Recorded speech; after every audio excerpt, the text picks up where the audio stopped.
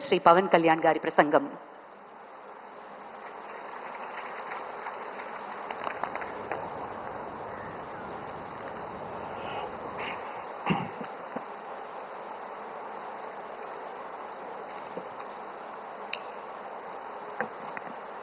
ఉదయ బ్రహ్మస్వరూపం మధ్యాహ్నేతు మహేశ్వర సాయంకాలేతు స్వయం విష్ణు త్రయామూర్తి దివాకర. ముందుగా సూర్య భగవానునికి నమస్సమాంజలు తెలియజేస్తూ యోగ విద్యను అందించిన ఆదియోగి పరమశివునికి, ఆ మహాయోగ విద్యని మనకి పతంజలి మహర్షి యోగశాస్త్ర రూపంలో అందించారు. వారిరువురి పాదపద్మములకు నమస్కారాలు. మన యోగ విశిష్టతను, గొప్పదనాన్ని ఋగ్వేదంలో ఉన్న మహానుభావులు తెలియజేస్తే దానిని ప్రపంచవ్యాపితం చేసిన దార్శనికులు మాత్రం గౌరవ ప్రధానమంత్రి శ్రీ నరేంద్ర మోదీ గారు.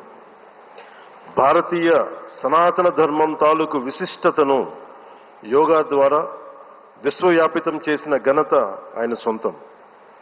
యోగా సాధకులు ఎంతటి దృఢచిత్తాన్ని కలిగి ఉంటారు, ఒత్తిడి జయించి సంకల్ప సాధకులుగా ఎలా నిలబడతారన్న దానికి కూడా మన గౌరవ ప్రధాని శ్రీ మోదీజీ గారు నిలువెత్తు ఉదాహరణ.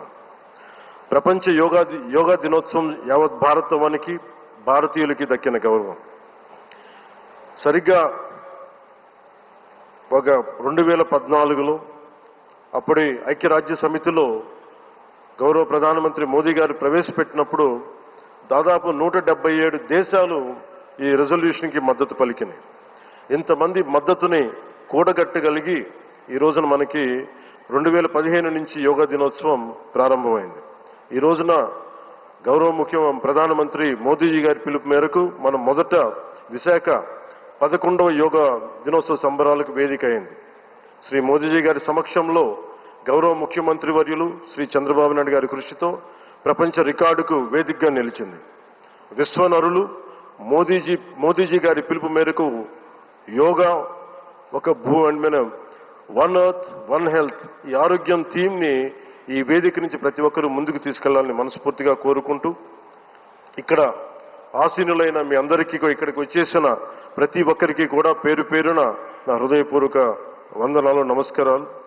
అలాగే గౌరవనీయులైన గవర్నర్ గారి శ్రీ అబ్దుల్ నజీర్ జీ గారికి, గౌరవ ముఖ్యమంత్రి శ్రీ నారా చంద్రబాబు నాయుడు గారికి, civil aviation minister Kinjarapu Rammohan Naidu గారికి, అలాగే మనకి Ayush minister of state independent charge Shri Prataprao Jadhav గారికి, అలాగే వేదిక పైన ఉన్న ప్రతి ఒక్కరికి, గౌరవ కేంద్ర మంత్రివర్యులకి, రాష్ట్ర మంత్రివర్యులకి, ప్రతి ఒక్కరికి పేరు పేరున ధన్యవాదాలు తెలియజేసుకుంటూ సెలవు తీసుకున్నాను. జై భారత్, జై హింద్.